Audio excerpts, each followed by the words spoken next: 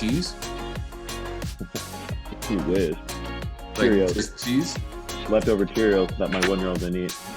Welcome to Blake Street Banter. One of us knows what the word banter means. The other two are just along for the ride. We are coming in hot on Friday night. First, James, say what's up. What's up? Kirk, say hi. Yo. You all know why we're here. Nato just got traded. Hall of Fame talent. Whatever many gold gloves, all the platinum awards. Generational talent. And we traded him to the St. Louis Cardinals on blockbuster trade. Nothing's official yet. It will be official by Monday. How the fuck are we feeling? We definitely don't feel good. This is a front office failure, left and right. This is tragic. This is a disgrace to Colorado Rockies fans. This is just the worst case scenario. Okay, so go ahead and go through the supposed return that we get from Nato. Okay, sure. We have some talent there, and they may or may not shake out, but you already know what you have in Arenado. And it's just a shame that the front office made Arenado so unhappy that you have to force a trade like this. It's just a shame. Left and right. I don't even know what else to say about it. It's just a shame. It's all because Jeff motherfucking Brightich decided, hey, here's a no trade clause for you. If you want it, Nato, you don't want it, but I think it'd be best for you to do it. And who would have thought that would have handcuffed us in 5 years, 3 years, whatever it's been, and said we're going to be able to get absolutely nothing in return. Okay, so respectfully, for the record, respectfully, Jeff Brightich, he's made a lot of moves in his career. In his short career, he's made a lot of moves. And there's only one of them that has actually panned out to be a positive move for the Colorado Rockies, and that's the German Marquez trade. Everything before that, after that, in between, it's a joke. It's a joke.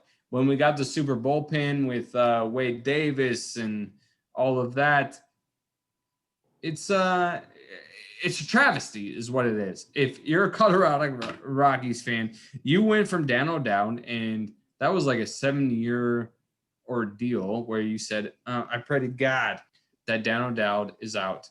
And then you got Jeff Brightich, and then you're like, okay, well, now we have a new GM. He's going to make some moves. He's going to do something different, blah, blah, blah. And yeah, he did do some other things different. But what he did different is that he spent more money for worse prospects. And it's just not a good thing, man. It's not a good thing. I pray for you. If you're a Colorado Rockies fan, I pray for you. Kirk, how you feeling, man? You're out in California. You're 3 hours behind. You're just getting the news right now. You didn't even know what happened an hour ago. How you feeling, man? I mean, it's easy to just throw it all on Brightich, but it comes down to the Rockies ownership at the end of the day. If we had an owner that actually cared about the fans, they would have recognized, hey, we have who could go down as the best third baseman of all time on our team, along with a top 10 player like Trevor Story. But and he had to make a decision of, do you want to keep the talent, or do you want to stick with your man Brightich? And he obviously chose Brightich here. And it's just a continuous trend of the Rockies. I mean, you see it all the time. The same thing happened with the Tulo trade. We build a roster up, we make the playoffs, sign these guys to long-term deals, and then basically just give up. Let them ride out their deals for a few years and then trade them for nothing. And that's exactly what we did here. And I don't know. My first reaction was, it's probably for the best. And it sucks to say that. And it sucks that I'm trying to rationalize it as a fan, because I shouldn't be. But at the same time, Nolan needed to leave, or Brightich did, and the Rockies just made their decision. And nobody gives a shit about the GM. Again, all due respect to Jeff Bridich as a human, but nobody cares about you. I'm not a fan of the Rockies because of Jeff Bridich. I'm not a fan. I am a fan of the Rockies because of Nato, Story, Fuentes, like all these players. And again, you're not making me happy. This was inevitable, right? We've been talking about it for a hot minute. I'm just glad John Morrissey wasn't the one that broke the story. Fuck that guy. But it was inevitable, and we knew this was going to happen. But like, you have Hall of Fame talent, and you give it away for potential just prospects. $50 million and Nato for just a handful of prospects. Okay, so what the fuck? Let's talk about what really happened. What really happened is Jeff Bridich went to Harvard and did all these other things, and he got hired as a GM. And he started out okay. But what he did is that he put all of his chips into building a super bullpen with Wade Davis and those other bullpen pieces, right? He put all of his chips into that basket, and it did not work out. And at altitude, obviously, we all knew that that was like probably not going to work out, but we were excited about it. And then as soon as it didn't, they had no backup plan. They had no backup plan at all. So he made a plan. It did not work out. And so now we need to move on. And so if you're ownership in the Colorado Rockies, which obviously they're probably not going to do, but we need to move on. The front office needs to be changed more than anything else. In the Nato trade today is just a horrible example of the failures of the front office, the scouting department, everything else that has to do with Colorado Rockies baseball. And it's just a sad development. It is a sad development. Like, we just talked about it, right? Tell me what we're doing. And this gives us clear motivation. Like, we're selling it, right? And this is it, right? This is the end of watching fantastic baseball. We're no longer have the best left side in baseball. It's gone. And Story's next. Gotta be. The thing is that you hired Bridich to do something for this organization, and he tried hard. And what he did is tried to build a super bullpen like the Kansas City Royals did, and that got them deep in the playoffs. I respect that. I respect that that was the attempt, but did it work out? It absolutely did not. So now we have to move on and try something else.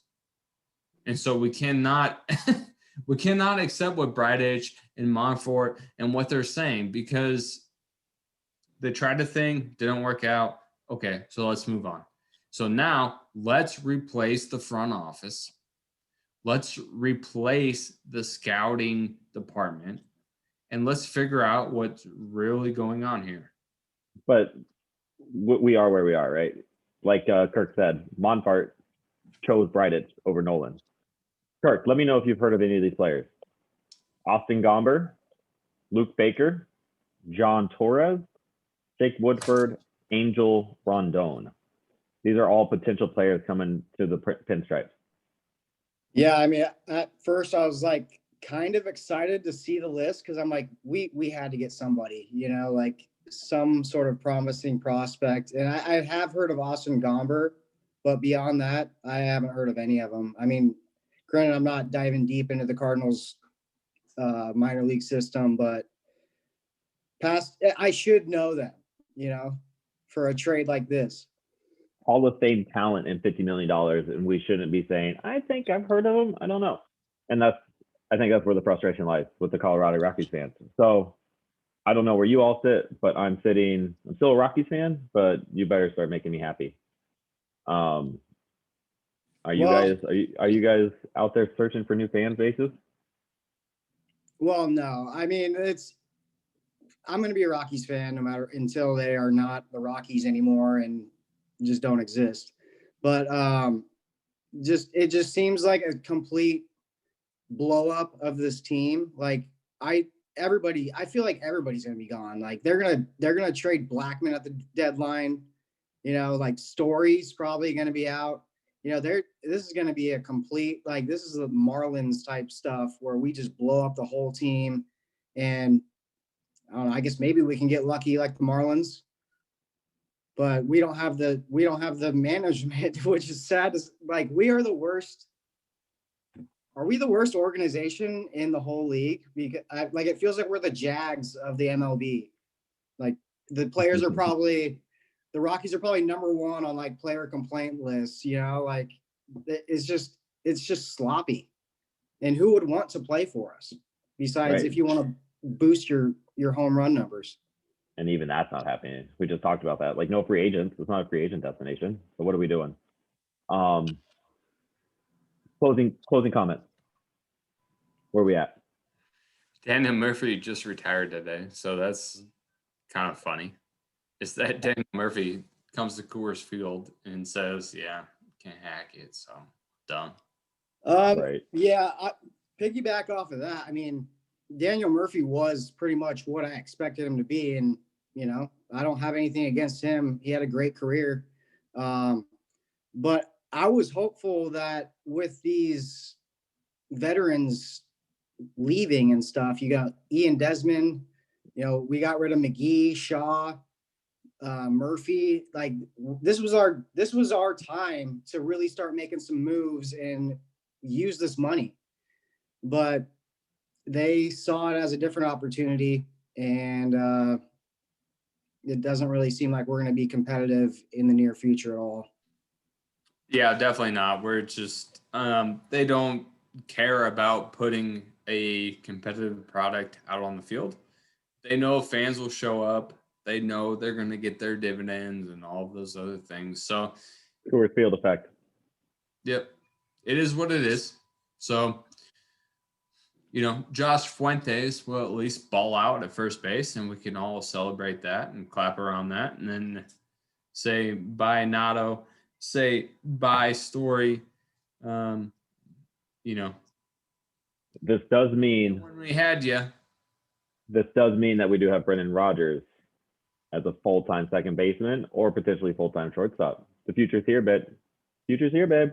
Let's roll with it. We're Blake Street Banter. One of us knows what the word banter means. The other two are just along for the ride. Hope you feel okay throughout the night. We'll check with you on you later. Love you all. Go Rocks.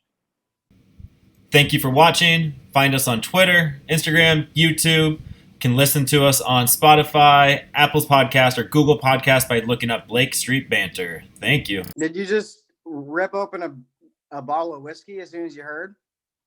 Yeah, absolutely I did. So fucking Christ, bud. Fucking Christ. God, it's cringy imagining him in that uniform, and it's gonna happen. At least it's not the Dodgers. What do you mean at least it's not the Dodgers? At least he's won like fucking first place every year. I know, but like how much salt in the wound would that be if Nolan's suiting up for fucking LA?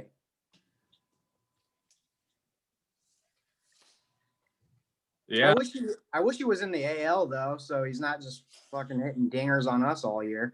That's a good point, but it's like you have the Cardinals, which is just such a fantastic organization, like year after year.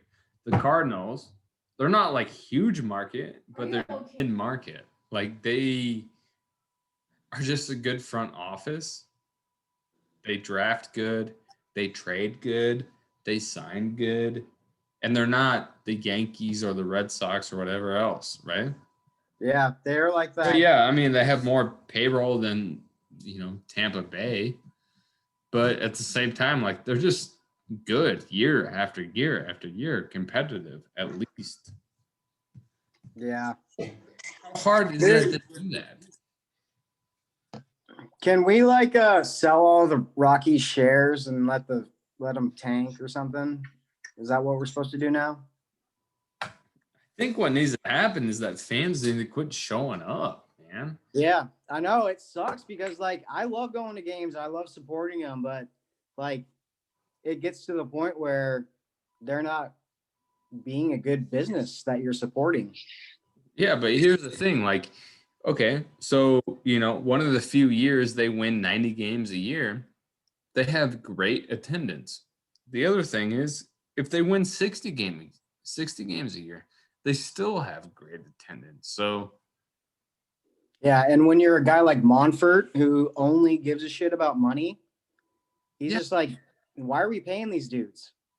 exactly. So I could put an average product on the field and still have people pan out, show out, no big deal. Yep. Sad.